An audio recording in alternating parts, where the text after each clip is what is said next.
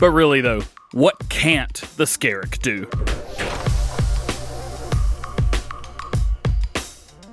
What's going on, everybody? DjGoHam here. Welcome back to the channel. Today, we're going to take a look at the Scarok. I'm going to show you how to use it for pretty much anything. And I'm going to show you how to cheat just a little bit, but same token, use the in-game implements to make everything work. First up today, we're going to take a look at the version with the fifth wheel attachment on the back. So here we have the fifth wheel with a dually on the back and a lowered suspension. Lowered suspension is very important because you're going to want to get it up under there. Let me show you what's going on. So there are two different versions of the Scarok. Now, if you didn't have it before and you just downloaded it, well, you're not going to get the Scarok option. You're only going to get the Scarok 4x4, and that is okay because that's the only one that matters today. Really doesn't matter what you've got installed. Just make sure that you've got the fifth wheel hitch on there. So let's take this guy right here, and I'm going to pull it up under this guy. This is the Benelux or the Lizard Optiliner, and you're going to see right off the bat, we're just pushing it. So there's really no way to get up under there. However, if you can find a way under there, for example, us, we're just going to lift it and drop it on there.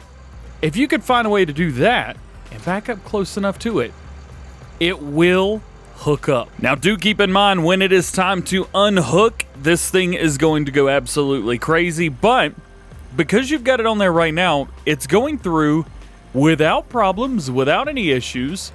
We could pretty much get as close as we want with a few exceptions and have no problems whatsoever. And because this thing has enough horsepower, we can pull it, again, without any problems.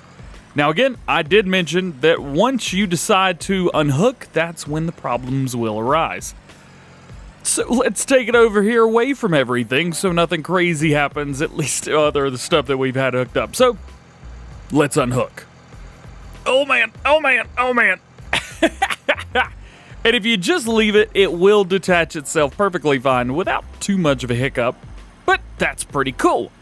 Now, I mentioned also a couple videos ago that you could hook up to the horse right here. All you gotta do is just get up next to it and boom. And you can send it back and forth from the dolly to you. It works just like normal. Now, what's not normal is the hydraulic cylinder right there. However, just like the other stuff, it works perfectly fine. You've got full control over this guy right here. So if you've got it like that, boom, select between the two, bring it back over here. Maybe you've got two of these guys. You could pull one with the trailer and one with the other. Now, speaking of, let's get that back over there. That kind of does that anyway, regardless of what you've got. So that is kind of your fifth wheel. Anything that's got a fifth wheel that you guys can download from the Mod Hub or that's base game will work. It's crazy. Next, we're going to take a look at models with a trailer hitch. Now, of course, all of them come with this hitch on the back, so we're good to go here. However, we've got a really big cultivator on here.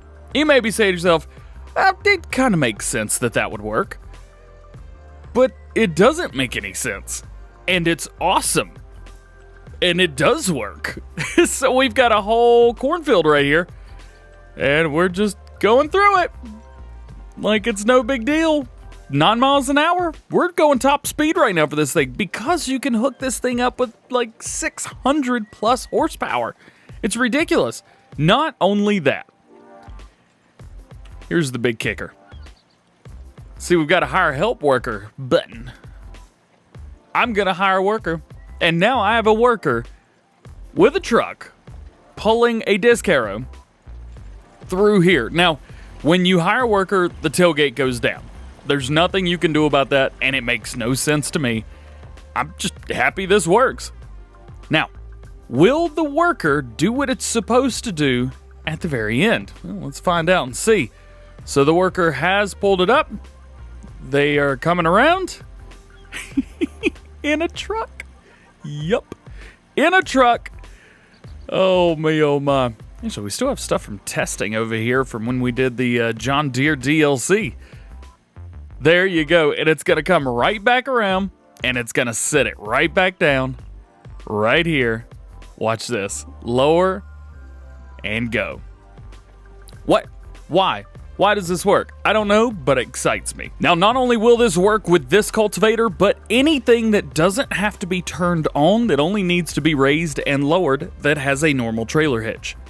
But what about something that's got a 3-point hitch? Here, we have the Lizard 6M on the back with the in-game trailed lifter. Now, I highly recommend that you guys use the in-game trailed lifter. I'll show you which one I'm talking about. It's going to be found in tools, it's going to be found in miscellaneous, and it is the second thing, boom, right here.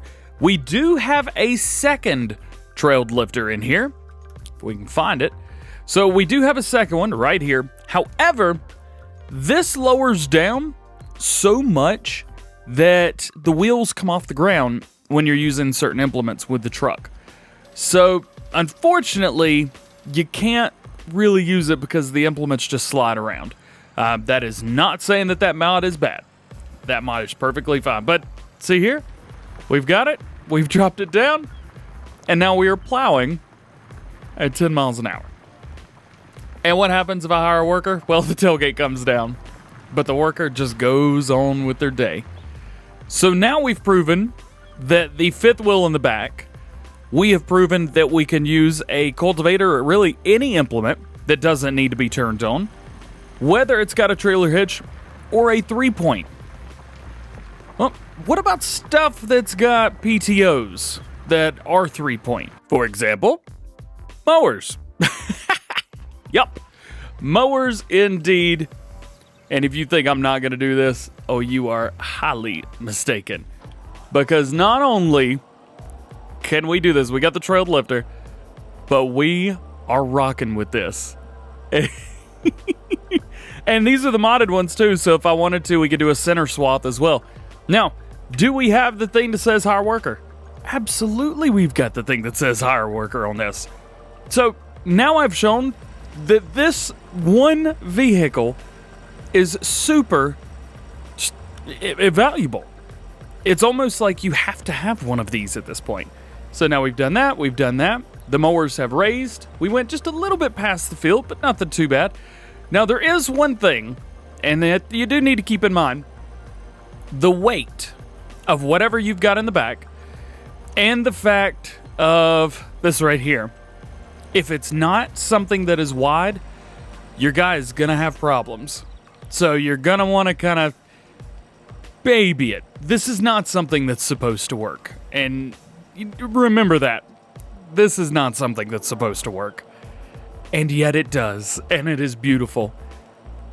Well, what about something that doesn't have a 3-point, doesn't have a PTO, but still needs to be hooked up? By the way, something with a PTO, with a trailer hitch, doesn't work. I haven't been able to get it to work. That's going to include things like loading wagons, balers, that kind of thing. Stuff that you cannot hire workers with. But you have to be able to hire a worker. And I'm going to explain why right here with this guy. So we have the biggest, baddest one that you can get all the way up, raised. We've got the big off-road wheels on it. Let's turn it on. We've got the Seed Hawk hooked up to it. Now, this has supposedly more than enough horsepower to make this work. But is it going to work? Oh, yeah, and that Seed Hawk is loaded up. I didn't baby it around. Now, I will tell you this. If you just drive in a straight line, it's going to push you around all day long. You need to make sure you've got some good control. So let's check this out. Let's pull up our help window. I can't turn this on. There is no button to turn it on. I can raise it and lower it all day long. I can also completely move the seat thing out. I've got full control of that. Hydraulics, no issue with hydraulics whatsoever. It's the fact of turning it on, the power of the air drill. We can't get it to work. But I see it says hire worker. Okay, well, let's see what happens. Hire worker, and it turns on. It's slow, but it's working. Yep, very slow, but very working. You can see we are planting wheat in the ground back there. This is not a cultivated look. This is a seeded look. As a matter of fact, this is cultivated, and you can see it's completely changing it. Well, what happens if I fire the worker. Well, the worker's fired. However, the air drill stays on. Yep. And guess what? You can't turn it off. You have to unhook completely. So if I unhook, and now it's turned off, and we hire worker, and we fire worker. That is the easy way to get it to turn on and off, is to hire and fire the worker very quickly. Now, I can turn this on and slowly start making our way. This is the only thing that is kind of stinky that I have found with a few things is it takes a hot second to get moving. And you can see we are pulling. We just got to wait till we get grip. Sometimes you get a little stuck. And that is just part of it. Let's unhook. Let's hook back up. Let's see if we can pull away. Nope, nada. There we go. We got it unstuck. That was something that I have found with this, that it just kind of gets stuck. Fire worker, drop it down. And so now we have full control. Again, slowly, but we have full control of it. And I can use this to even pull the seat hawk. Now, there's a reason that I use the seat hawk in this demonstration. It's stupid. It's absolutely crazy. It's nuts and bonkers all at the same time. But I'm still seeding. We're still putting fertilizer in the ground. Well, now right here, this is all done already.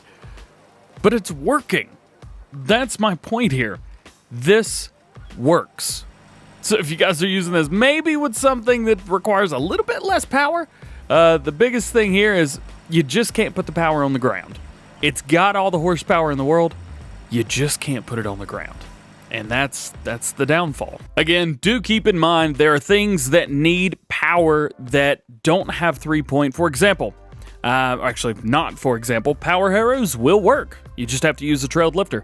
Sprayers, this Deltas right here will work. However, the Metris will not, because it is not a 3-point. It is a normal trailer hitch, and there's nothing that you can put between the hitch in the back and it in order to send it power. So again, keep that in mind. But that's the only thing that the Scarok can't do.